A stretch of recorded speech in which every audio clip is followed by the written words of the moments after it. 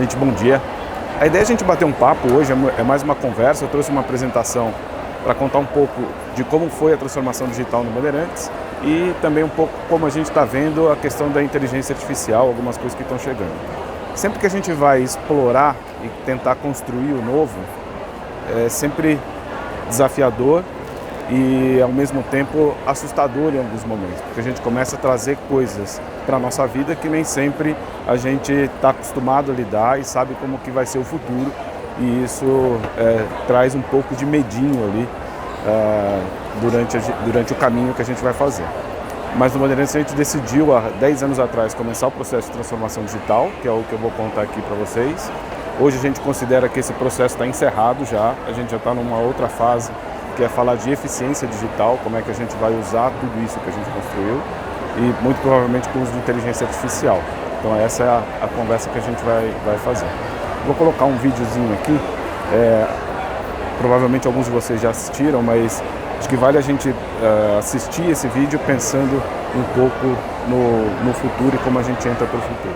Tem uma coisa que eu acho interessante ali, que é quando ele anda com os diferentes, não os iguais a ele aprende um novo mundo, ele enxerga um novo mundo.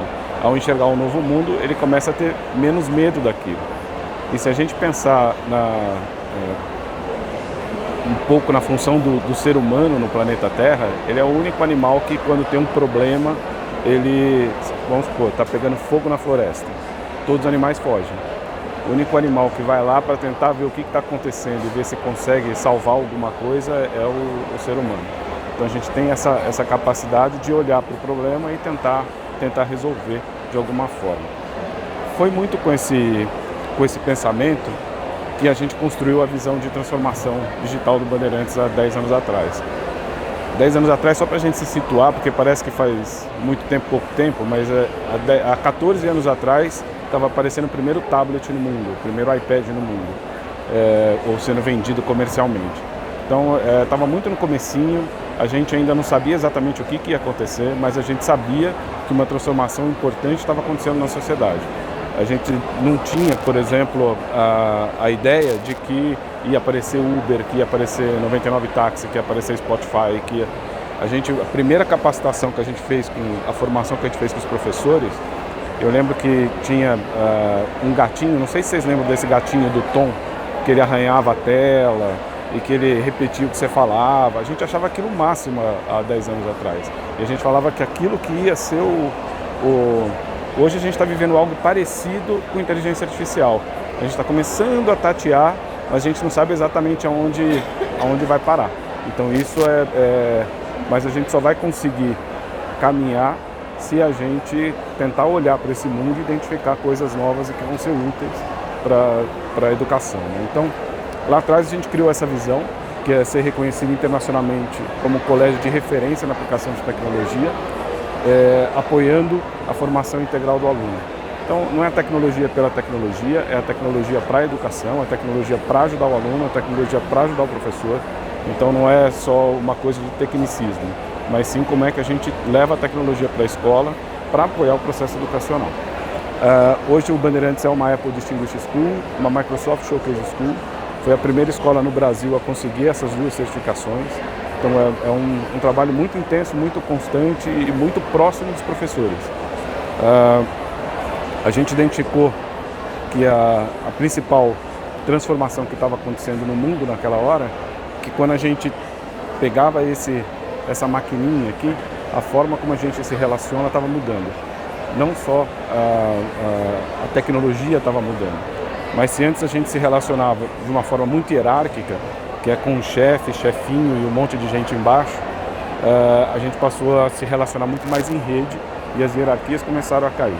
Então os grupos de WhatsApp, eles começam a ajudar muito aqui essa desconstrução dos grupos de WhatsApp, as redes, todas as redes sociais, as ferramentas de redes sociais, para a gente ir muito mais para um lugar em que as pessoas trabalham em rede do que de forma hierárquica.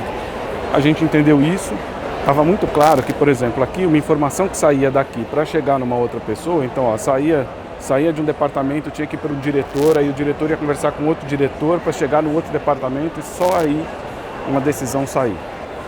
quando a gente começa a viver em rede, a velocidade das coisas começa a ser desse jeito. Então tudo começa a acontecer muito mais rápido. De vez de ficar subindo e descendo, as pessoas vão se conectando umas com as outras e trocando ideia uma com as outras muito mais rápido, com muito mais facilidade e muito mais acesso. Então isso a gente sentia que em algum momento ia chegar na escola e a gente precisava preparar a escola para viver desse jeito. A partir do diagnóstico, a gente, dentro da estrutura de tecnologia, a gente deixou bem claro que a gente teria uma área de sistemas, uma área de infraestrutura e uma área pedagógica. A área de sistemas para cuidar de programa mesmo, de software. A área de infraestrutura, não adianta nada a gente colocar a máquina na sala, formar professor, mas aí a tua rede Wi-Fi não funciona, aí o seu projetor não funciona. Isso vai desgastando a relação com o professor de um jeito que ele para de usar aquela tecnologia nova. Então a gente entendeu que isso era um fator crítico de sucesso do projeto e a gente criou uma área só para cuidar de infraestrutura. E o pedagógico são pessoas que são ou ex-professores ou pessoas que foram buscar formação de tecnologia educacional fora do Brasil e hoje eles fazem toda a ponte da tecnologia com os professores e os coordenadores. Então essa é a estrutura só para vocês conhecerem. Aqui a gente tem o nosso principal sistema é o TOTUS, só que a gente tem vários aplicativos, tanto de entrada como saída de informação. O TOTUS é um software muito parrudo, muito consistente, mas ele é muito difícil de usabilidade. As pessoas têm dificuldade para entrar com informação, tirar a informação dele. Então a gente começou a fazer vários aplicativos que buscam e tiram informação do TOTUS. Mas hoje no Bandeirantes a gente tem uma única base de dados. E isso evita uma coisa que provavelmente vocês já possam ter vivido, que é você ter dois relatórios com a mesma informação, mas informação diferente, dados diferentes. Porque normalmente as fontes que as pessoas pegam são diferentes. A gente fechou tudo num lugar só, então isso dá muita consistência na informação para todos os pares. Esses são alguns dos softwares. Então já há 9 anos a gente tem aqui o nosso aplicativo que faz toda a parte de gestão escolar. Então o horário do aluno, as notas do aluno, a falta do aluno. Hoje o pai consegue acessar as provas que o aluno faz, elas estão escaneadas e elas estão aqui disponíveis para o pai no celular. Então não tem mais aquela coisa do aluno não entregar a prova para o pai consegue ter tudo aqui e o aluno também. Então isso foi uma coisa interessante. Aqui é a nossa plataforma de Business Intelligence. Lá na escola a gente foi referência mundial da Microsoft no uso de Power BI em educação. E esses aqui são alguns outros aplicativos que a gente desenvolveu especificamente para professor, para eles cuidarem dos projetos deles. Aí, como eu falei para vocês, a gente acabou cuidando muito da parte de infraestrutura. Hoje 100% da escola está na nuvem. A gente não tem mais, a gente tem um servidorzinho só para algumas coisas rápidas que a gente precisa fazer, mas a escola inteira está na nuvem. A gente tem uma rede Wi-Fi que hoje, a todo instante na escola, tem pelo menos 3.600 máquinas conectadas e os alunos usando. A gente resolveu, o Bandeirantes é uma escola de classe média alta, então a gente entendeu que os pais podiam comprar uma máquina para os alunos. Então a gente coloca o tablet como material didático obrigatório. E esse ano, já para o 6º ano do Fundamental 2 e para o 1º ano do médio, a gente colocou a canetinha como material didático obrigatório. Essa história da canetinha foi interessante, porque em 2018, alguns alunos começaram a chegar com a canetinha. E aí eles não queriam mais ter caderno e queriam usar a canetinha. E tinha alguns professores que achavam interessante, que concordavam, e tinham outros professores que não deixavam. Aí a gente ficou com aquela, como é que a gente vai fazer para que eles usem a canetinha, que a gente achava que eles tinham que usar. A gente sentou num grupinho e veio uma ideia. A gente não faz mais no Bandeirantes em tecnologia capacitação de uma pessoa falando e um monte de gente assistindo. A gente faz sempre ou alguma oficina ou a gente aposta que a formação ela vai acontecer em rede. A gente começou, quando a gente começou a ter smartphone, a gente passou a ter uma forma de mostrar para as pessoas as coisas que é assim, né? Você está vendo isso daqui que eu estou fazendo? É muita coisa 1 para 1. Então a gente tenta estimular muito que seja esse 1 para 1 no momento da aprendizagem, mais do que uma pessoa para várias pessoas. E então a gente resolveu comprar 20 canetinhas, entregou para 20 professores, a gente tem por volta de 180 professores. A gente entregou para 20 professores e falou para eles, usem na sala de aula e na sala dos professores. E eles começaram a usar na sala dos professores, aí os colegas começaram a ver que fazia diferença, aí vinham pedir para a gente para comprar canetinha para eles. Então, se a gente tentasse fazer uma coisa top-down, todo mundo usando canetinha, as canetinhas iam ficar no estojo. Como a gente criou desejo neles de ter a canetinha, e alguns colegas ensinando, não a tecnologia, mas outros pares, outros professores, eles começaram a usar a caneta, e isso foi o que ajudou muito a gente no período da pandemia, porque para construir a aula ou para fazer uma aula online, os professores já sabiam usar a caneta já no final de 2019. Então, a gente também pensa em algumas formas diferentes de fazer essa formação dos professores com o uso de tecnologia. No pedagógico, acho que são 4 linhas aqui principais: o letramento digital, ética e cidadania digital, que a gente trabalha muito em parceria com a diretoria de convivência do Bandeirantes. Então o bullying sempre existiu, mas o cyberbullying é novo. Qual que é a diferença? Como é que a gente vai cuidar disso? Como é que a gente vai falar disso para os nossos alunos? O material didático nosso hoje, todo o material didático pode ser usado em versão digital. Isso foi um trajeto longo. Mas se o aluno quiser, por exemplo, comprar um livro físico, ele pode comprar o livro físico e usar. Mas a gente sempre dá a opção do digital. Os pequenos tinha muita questão do peso de mochila. Como eles tinham que carregar muito livro, a mochila ficava muito pesada, e com a chegada do tablet a gente conseguiu colocar a maioria todos os livros e apostilas dentro do digital, e isso ajuda eles na mobilidade.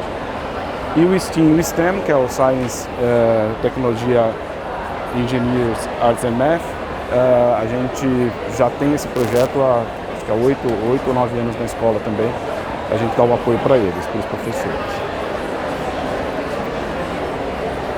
Hoje, a cena mais comum que a gente tem na escola, aqui as fotos não estão muito boas porque eu estava muito longe aqui tirando, mas vocês podem ver aqui que os alunos, eles estão na biblioteca, praticamente todos eles estão desse jeito, com tablet e papel. Tablet, papel, aqui tinha um tablet, papel e tinha um celular aqui. Essa menina está escrevendo no tablet. Essa é a cena mais comum na escola. Se você transitar pelo Bandeirantes, você vai ver essa cena em todos os lugares. A biblioteca, com certeza. Você passa lá, eles estão estudando desse jeito.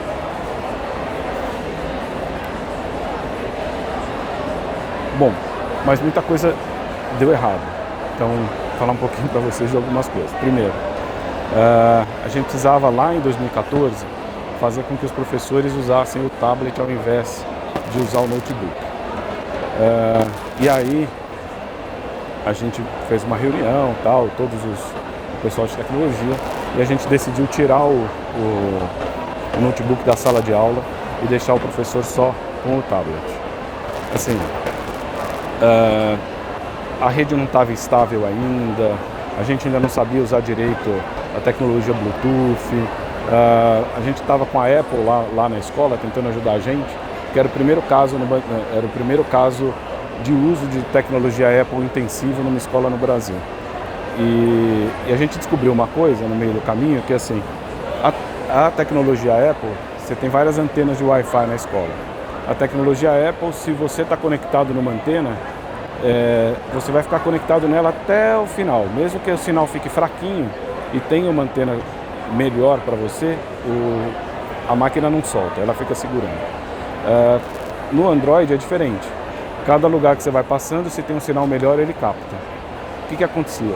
O nosso professor saía do 2º andar, ia dar aula no 4º andar, e ele ficava conectado na rede lá de baixo. Quando ele começava a dar aula lá, não funcionava nada.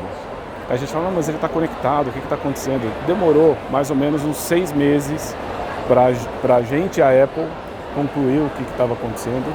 Só que até lá, o desgaste com os professores era enorme. Essa foi uma das coisas, mas foram várias. A gente tirou o diário, para o professor começar a usar o tablet, a gente tirou o diário de classe e colocou o diário de classe tudo no tablet. Porque aí a gente falou assim, então ele vai ter que fazer chamada todo dia, e ele tendo que fazer chamada todo dia, ele vai começar a usar. Só que os professores queriam fazer colocar o pontinho, não adiantava, a gente falava, mas não precisa fazer isso. Aí a gente começou a ver que tinham alguns que faziam a lista dos nomes dos alunos num caderno, fazia com a régua e ficava lá fazendo pontinhos. A gente falava, gente, mas não precisa fazer isso. Mas como a conexão estava com problema, isso estava com problema, e aí tem mais alguns exemplos que eu coloquei aí, o que aconteceu foi que eu fui cancelado. Então foi a primeira vez na vida que eu entrava na sala dos professores, eu era odiado pelos professores. Então assim, tem um professor de história que ele falava, eu entrava na sala, ele estava do outro lado e ele falava para mim assim, ele começou a gritar, nada nessa escola funciona mais, vão acabar com essa escola, estão destruindo Bandeirantes, tira esse cara daqui. E ele sabia que eu vi que ele me via, e ele ficava gritando. Aí eu falava, será que eu vou lá falar com ele, eu volto, vou beber água? Aí ia lá, tomava uma água e ia embora. E esse professor pediu para o aluno fazer abaixo-assinado para tirar as coisas. Foi uma coisa forte. Veio a pandemia e quando terminou a pandemia, estava naquela fase que não podia ligar ar-condicionado, que estava as turmas ainda não todo mundo entrando. E esse professor é um professor apaixonado por educação e ele adora ensinar. Isso me fazia não brigar com ele naquela época. Mas eu estava na sala dos professores, ele passou com a camisa toda molhada de suor, porque estava muito quente. E quando ele foi entrar no toalete, ele voltou, virou para mim e falou assim, Emerson, ainda bem que você fez tudo o que você fez e que você puxou esse projeto do jeito que você puxou, porque senão a gente não teria conseguido passar pela pandemia da forma como a gente passou. Então isso, quando a gente está liderando um projeto de inovação, muitas vezes a gente tem que saber conviver com essas críticas de forma madura, consciente e olhar se a pessoa está querendo destruir porque ela é apaixonada ou se ela está querendo destruir porque ela só quer destruir, que aí são situações diferentes e a gente avalia. Mas esse foi o primeiro, a palavra cancelada não existia, mas eu fui na época cancelado. Isso aqui me ajuda muito a implementar os projetos de inovação. Sempre que a gente vai fazer um projeto novo, a gente pode aplicar essa curva aqui. A gente fez essa experiência lá no Bandeirantes, lá no começo. Um projeto novo, você tem aqui esses 16% de pessoas que elas vão sempre aderir ao projeto muito rápido. São pessoas que estão buscando inovação, que elas querem inovar, que elas querem fazer coisas diferentes. Na outra ponta, você tem 16% de pessoas que não querem sair da zona de conforto. Eles querem ficar lá e eles vão gritar o tempo inteiro porque eles estão sentindo dor. Você imagina uma pessoa que não quer sair do lugar e você tentar arrancar ela do lugar e levar ela para outro lugar. Ela vai reclamar, ela vai gritar alto, vai falar alto e muitas vezes muito mais alto do que esses que estão querendo fazer inovação. Então, uma dica para o processo de inovação: ouve quem está gritando para entender a dor, mas estimula e põe dinheiro em quem está inovando, porque esses que vão transformar. Os outros a gente tem que ouvir e tem que acolher, mas quem a gente tem que estimular são esses outros aqui. Esses 64%, 68%, eles vão decidir se você vai vir para cá ou para lá, dependendo de como você atuar. Se você começar a dar mais ouvido para quem reclama, o povo vai para cá. A liderança está dando mais ouvido para quem reclama, então vamos para lá. A liderança está dando mais ouvido para quem inova, então vamos inovar. Então a maioria das pessoas está esperando para saber o que vai acontecer. E aqui é um outro conceito que eu queria trazer para vocês, que A gente pode viver, no limite, dois ambientes. Um ambiente de destruição e um ambiente de opressão. Um ambiente de destruição é quando você está vivendo um lugar colapsado. Um ambiente de pós-guerra, por exemplo, é um ambiente colapsado em que você não tem nenhuma organização naquele lugar. Por outro lado, quando a gente pega instituições que têm o controle muito forte, muitas vezes elas começam a oprimir por conta do controle. Então, quanto mais controle, mais opressão, quanto mais colapso, mais destruição. Mas se a gente for caminhando aqui para o meio, o colapso vira caos, o controle vira ordem, e no meio do encontro aí do controle, da ordem e do caos, nasce um lugar que chama caórdico, o espaço caórdico. É um espaço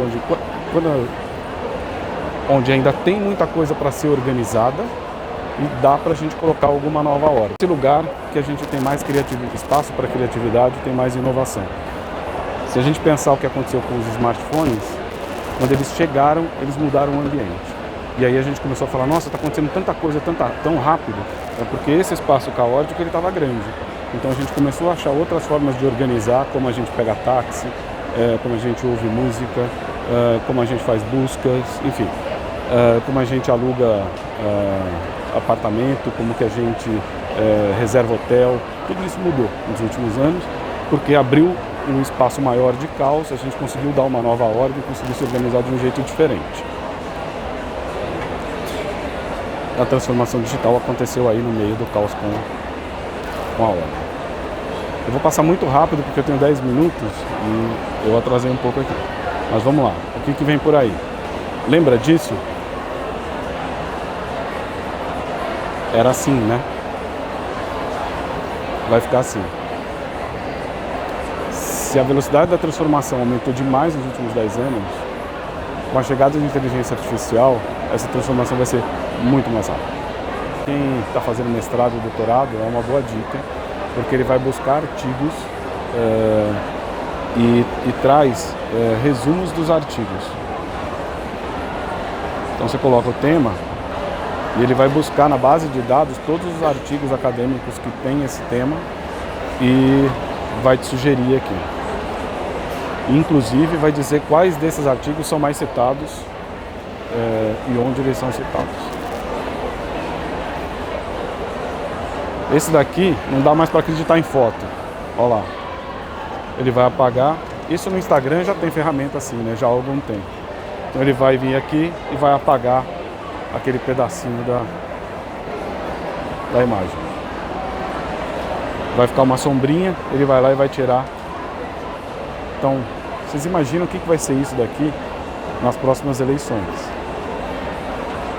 As fotos que a gente vai ver, não dá para acreditar. Não vai dar para acreditar.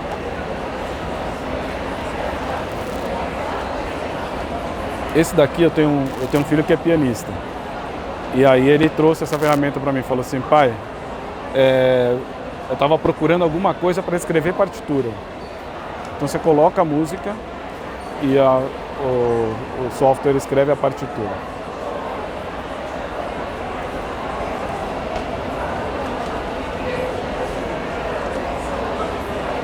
Essa é tradução automática.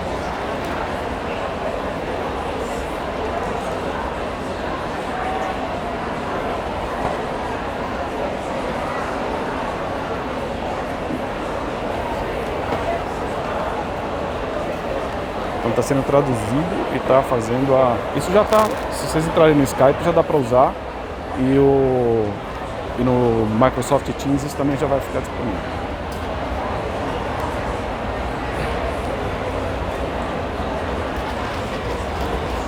Esse aqui a gente já pegou alunos do Bandeirantes usando. Na verdade eu vi na biblioteca um aluno fazendo e aí eu fui perguntar para ele o que era. O professor vai lá e pede para fazer, dá um tema, para fazer uma apresentação. Ele joga aqui o tema, a inteligência artificial constrói o texto, traz as imagens e eles podem a partir dali fazer o trabalho deles. Por enquanto tá fácil de identificar, porque tem um padrãozinho aqui que é texto e imagem, mas já não vai ter mais.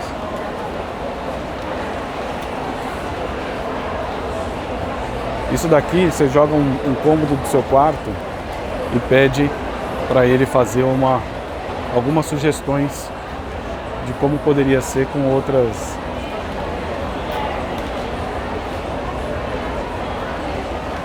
Então isso aqui também tudo em segundos. Esse daqui então faz esses quartos. Esse daqui os nossos alunos do Fundi 1 já estão usando. Você pega uma imagem, marca ali o esqueleto do desenho e aí você dá animação para o desenho. Então a gente já montou um painel lá para o Fundi 1 que eles estão publicando os desenhos deles em papel e um painel digital com o desenho em movimento. Essa daqui é uma nova que também é a ideia do filtro, em que você vai trocando algumas características do seu rosto durante a videoconferência. Então, assim, nem sempre o que você estiver vendo vai ser exatamente a pessoa com quem você está falando, fisicamente. Isso já está funcionando, gente, não é futuro, já está acontecendo. Fizeram uma brincadeira, é para fazer campanha, slogan de campanha. E aí fizeram uma brincadeira comigo aqui. Vice, um produto que previne calvície em 99% dos casos. Gera em português e inclua o trocadilho. Para calvície, qual vice? E aí fizeram aqui, saíram aqui algumas sugestões. Se você não gostar, você pede para ele fazer de novo, ele traz outras sugestões. De novo, tira da folha em branco. Sabe aquela coisa, o que eu vou ensinar? Coloca lá o tema e ele começa a te trazer sugestões. Esse daqui é para você fazer um to-do list, para, por exemplo, preparar a orientação de estudos para as provas trimestrais. Ele traz todas as etapas que você tem para produzir. Gente, era isso. Passei o tempo, mas espero que tenha sido legal, que vocês tenham gostado. Se quiser falar alguma coisa, estou por aqui, tá? Obrigado.